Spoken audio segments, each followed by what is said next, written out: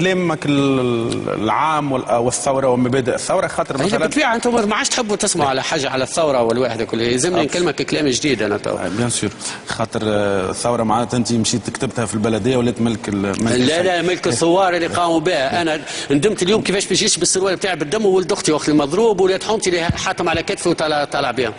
وقت اللي انت معناتها انتوا عندك واحد مضروب هزيت ولا؟ لا مش عندي واحد مضروب، انا عندي ايش و50 مضروب في الحومه بتاعي ولاد الكرم، في 4 سوايع برك على مستوى 300 متر. سي عماد ما قلتها و9 شهداء. ما قلتها من الاول سي عماد. ما تحسش بها يا ما تحسش بها. انت ماكش تقولها، ما عشتهاش انت. انا وقت اللي ولد بحومتي على كتفي لهنا بالدم نتاعو، انت وقتها قاعد تخدم العكس بتاعي، فما نحسوش كيف ما تعرفش قيمه الكلام قاعد نقول فيه. انا مش موجود تو، انا نسال فيك في اسئله قول علي تحب ماسوني علماني.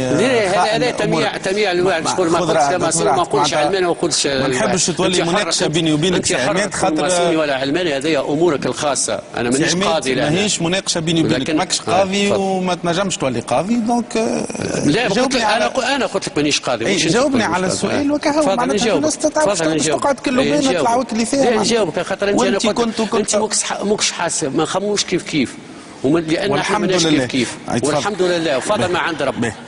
خلنا مثال سي عماد، راني مانيش انا نسال، انا نوصل في اسئله وانت جاوب. كان انت باش تقعد كل سؤال ترجع لي لي انا راني مانيش باش نجاوب. قل اللي تحب، اعطيني تهم قولهم لي صديقي، تهم هنا الكل. قول تفضل راني نسمع. لا مش قول اللي تحب. انت تعرف تهم نتاعك مش فوالا معناتها مش تاعك انت برك، راه تاع العالم كله، راه قلبنا معبى عليكم لانكم قتلتوها الثوره وتحبوا تقتلوها، وناسين اللي ثم رجال ماهاش باش تسمح لكم باش تقتلوها.